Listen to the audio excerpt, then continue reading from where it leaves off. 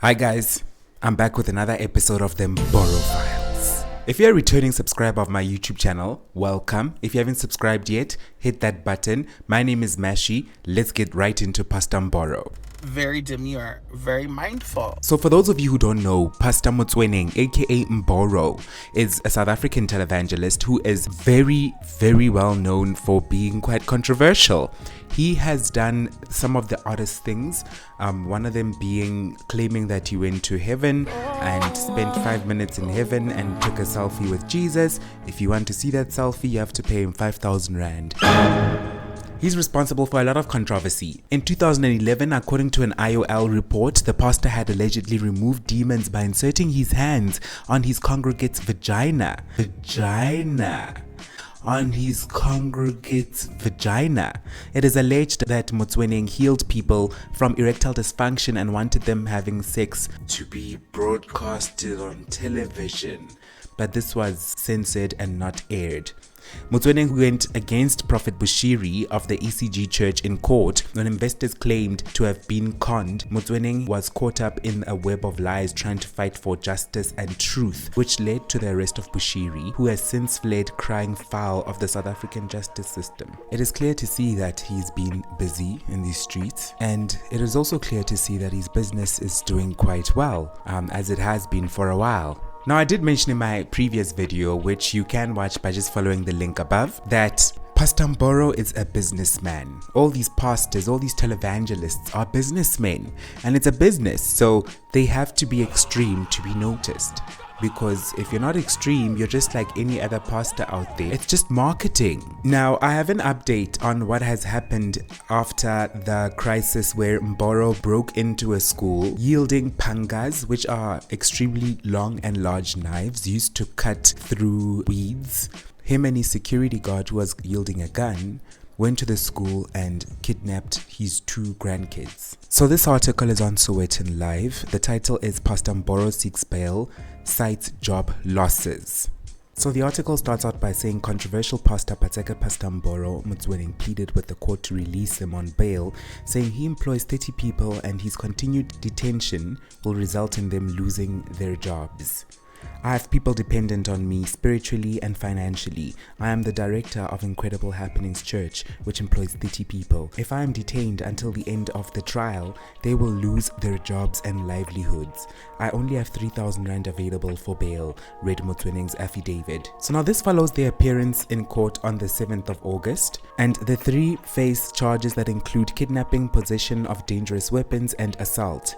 In his affidavit that was read out by his lawyer, Philip Dlamini, the clergyman said that he would not evade trial should bail be granted. My first question is, how did we get here? And the reason why I asked that is, we got here because of his own actions.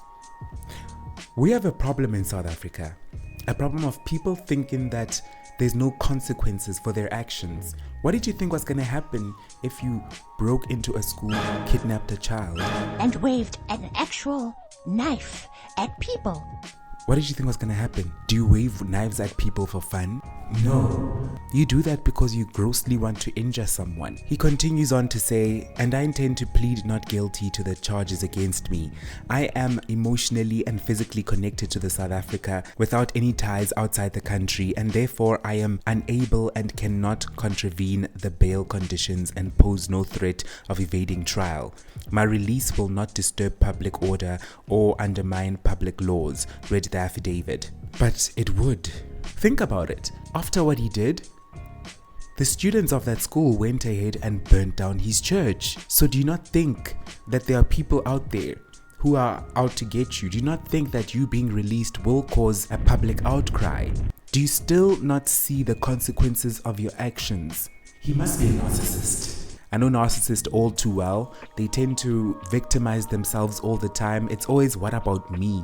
What about my feelings? And it's always a case of, let's ignore everything else. Let's ignore the fact that the kids were crying when I kidnapped them.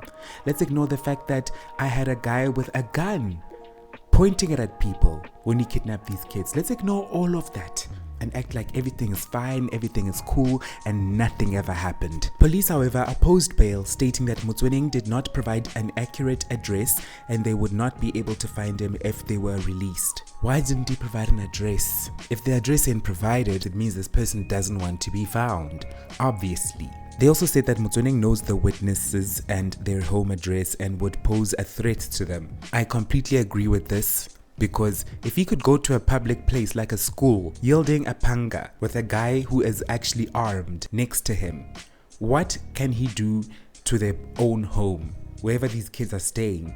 What could he do to the people staying there? There's no public outcry there. There's no cameras there. There's nobody ready to record immediately. So it's a good thing. The prosecutor urged that not only would Motsoeneng and his co-accused be a danger to witnesses, but they would also pose a great danger to the community as a whole. And it's nice to see the justice system taking action against these crazy men and these crazy people in society who think that there are no consequences for their actions. Look, I'm going to keep an eye on this case because it is a very interesting case, and of course we want to know more about what's going on in his house, in his church, in his prison cell. As I said before, this guy is absolutely unhinged, and I'm going to be keeping a track on his whereabouts, his movements, and everything he's getting up to. Remember to subscribe to my YouTube channel if you're new, and remember to follow me on Instagram if you haven't already. This is Mashi signing out.